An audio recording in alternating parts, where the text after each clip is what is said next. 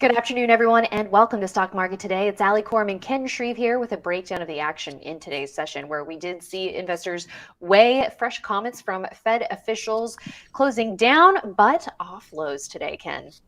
Yeah, we were down, I think, 1.6% on the Nasdaq at one point today, but actually a nice rally into the close here, and I would call this a small victory for the bulls. So let's take a look at three stocks today. NBIX, that's Neurocrine Biosciences, finding support right where it should. So we'll take a look at that one. I like the way Lululemon is trading, very well-run company, great earnings and sales. Take a look at LULU. And finally, in the solar group, solar stocks still acting very well. So Shoals Technologies, SHLS. All right, we'll get to those three stocks, but first let's take a look at the major indexes today. So as Ken said, indexes shrugging off intraday losses and rallying into the close, with the Nasdaq closing down less than 0.4% today. We have the S&P 500 down at 0.3%. The Dow essentially flat, down fractionally today, and small caps the hardest hit today. The Russell 2000 still struggling a bit. The Russell down about 1% today. But as you said, it seems like overall, given the sharp losses that we saw intraday, Ken, the way we finished is at least a bit encouraging. Yeah, no question about it. Just looking at the Nasdaq chart here, just comes down to its 50-day moving average and is still holding above there. So really look like just moderate declines for the market. Now, when we opened, there was a lot of apprehension about some comments from St. Louis Fed President James Bullard, who said that the federal funds rate may need to go between 5% and 7%, all the while thinking this terminal rate for the Fed might be in that 5% range. But Bullard is a noted hawk. But then also Kansas City Fed President Esther George talked about the fact it's hard to see inflation coming down without a painful outcome. So here now the market is thinking about this possible recession in 2023. Is it going to be shallow? Is it going to be deep? And this is why we're just having all this, back and forth volatile action. The market is, trying to price in a slowdown next year, and it's just not really sure what this recession is going to look like. Of course, we have this strong labor market. The Fed wants that to cool down, and if the labor market cools down too much, it could fuel some slowing growth for sure. Yeah, so a lot that investors are chewing on right now, but the Nasdaq at least finding some support at those converging moving averages and right around that 11,200 area by the close today, closing just shy of that mark. Now let's also take a look at the S&P 500 as well, which has been a bit stronger, still pulling away from bumping its head at that round number at 4,000 on the weekly chart. Came close to that declining 40-week line, the black line there, didn't quite touch it, but previously bumped its head against that level. So that's an area we are continuing to watch like hawks.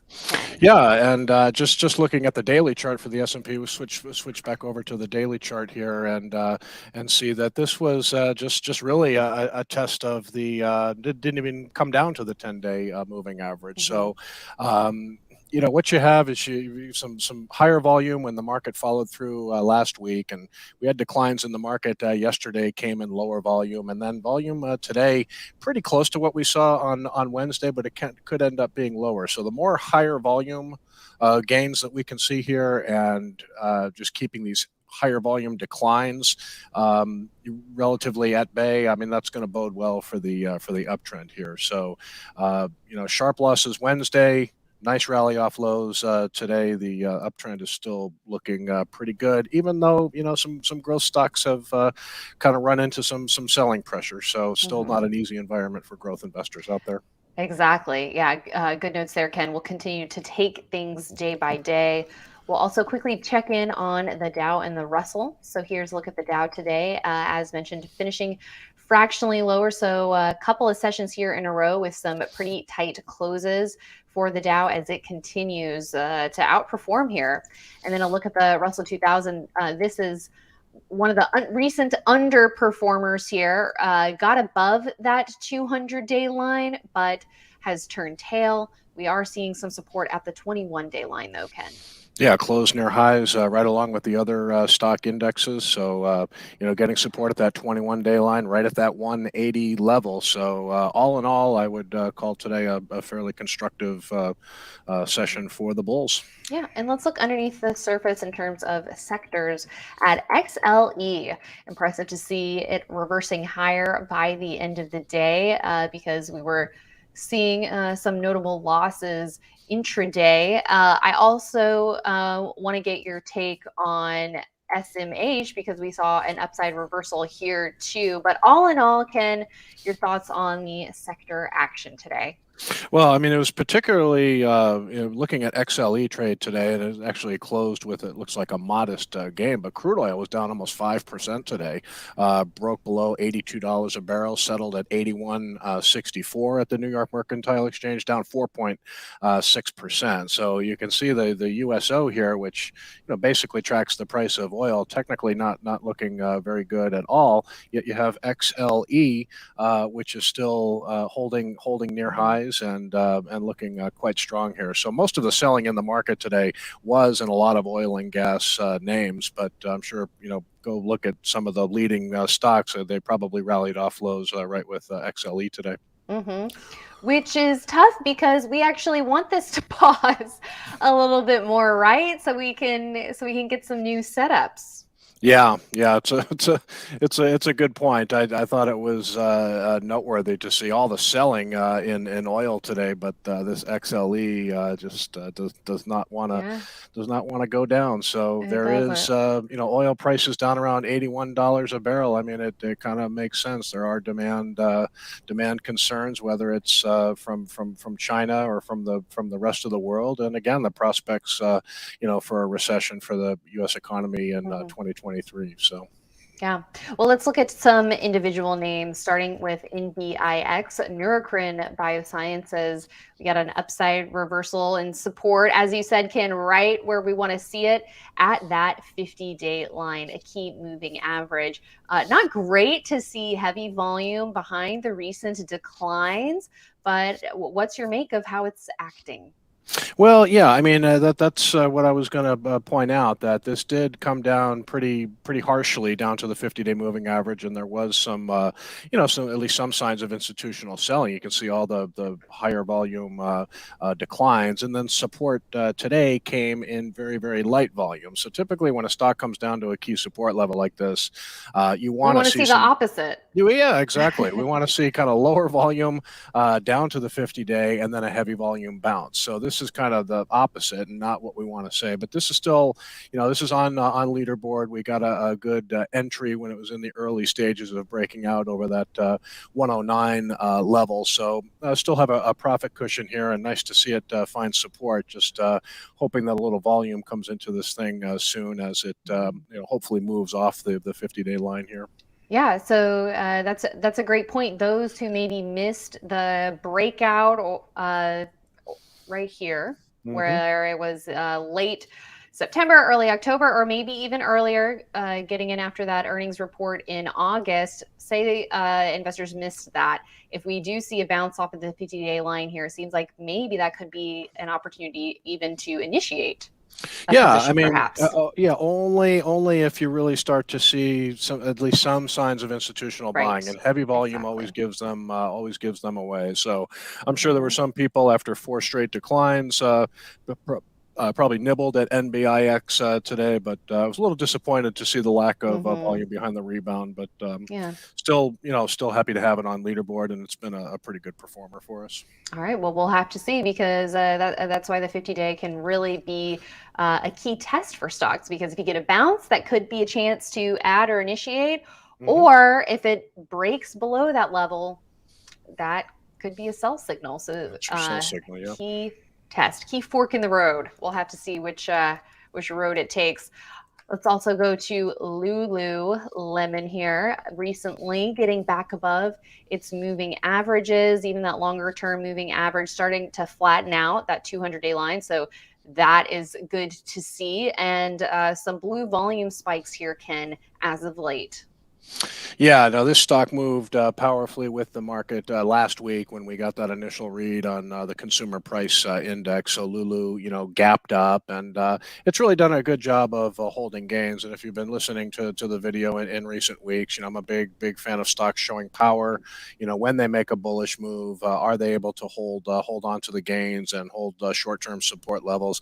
I've been following this company for so long, and Calvin McDonald's the relatively new CEO. I think he's been on the job for about 3 or 4 years now, but it just seems quarter after quarter, this company does not seem to suffer from a lot of the other problems that retailers are suffering from right now. They're just still managing to, churn out strong bottom line and top line growth. They've got a very loyal customer base. They've branched out into menswear, and so they're just doing a lot of things right. Technically, I like the look of this stock. It's not ready yet, but as we usually say, as long as it can kind of move sideways and hold above these short-term support levels, could see another entry. We're going to hear from Lulu next month. December is their next earnings report, but wouldn't be surprised to see another really strong quarter here.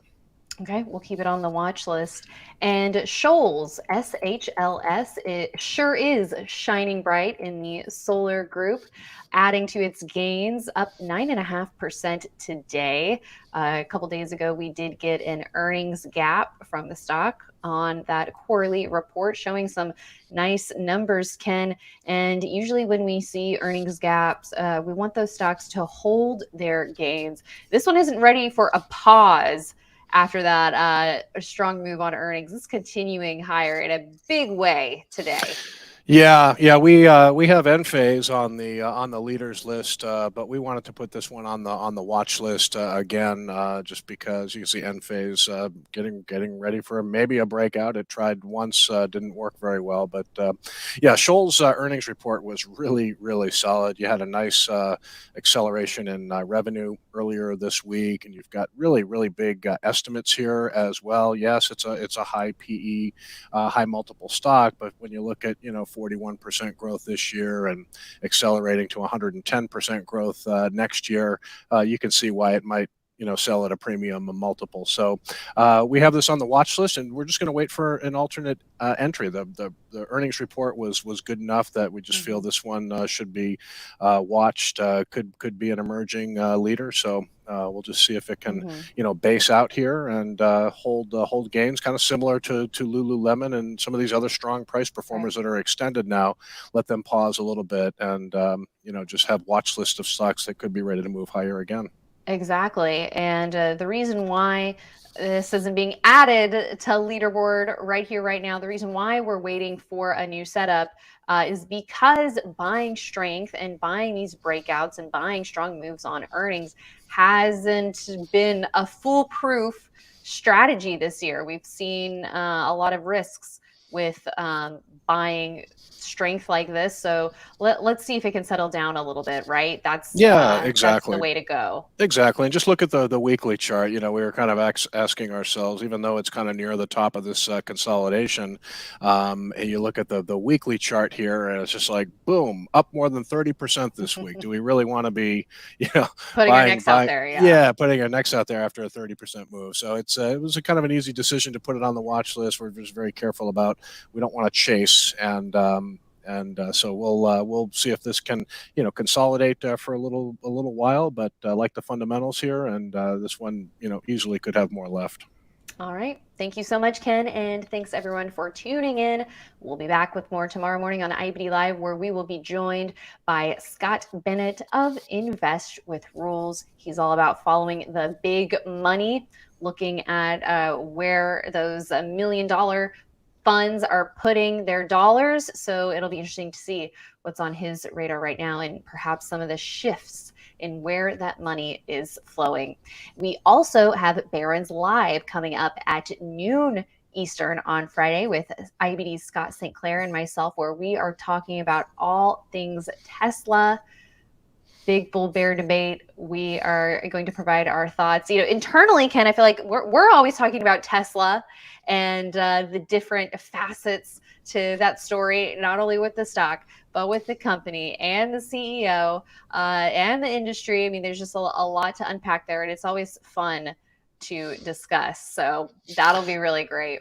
Tesla is a good example of a polarizing stock. It's got there's no shortage of Tesla bulls out there, and no shortage of bears as well.